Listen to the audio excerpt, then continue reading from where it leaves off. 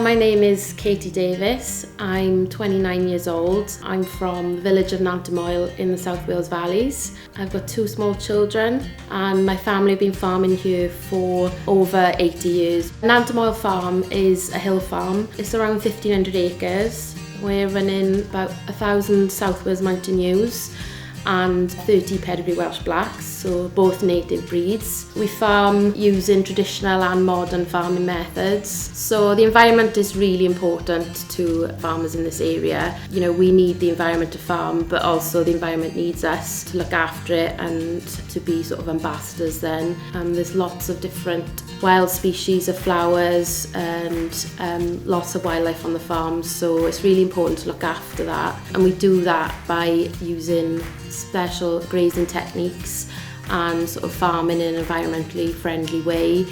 On this farm we focus on producing really high quality beef and lamb. So animal welfare standards are really important to us. Making sure the animals are looked after and are healthy and happy is really important. Welsh lamb has PGI status, so it guarantees the consumer that it's a high quality standard.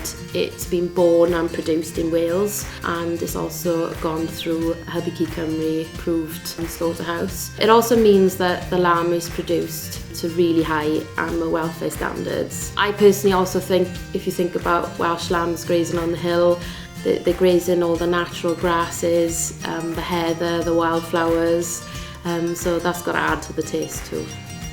I love being on the farm. I've always wanted to do it since I was a little girl. I just wanted to be a shepherdess. My favourite part, just being up there on the mountain with the sheep and my dog, and just remembering, you know, what we're trying to do. I might be biased, but I mean, I can definitely taste the difference in, you know, grass-fed, natural beef. But again, I think it is recognised in, you know, restaurants, and chefs do recognise it as a really special meat.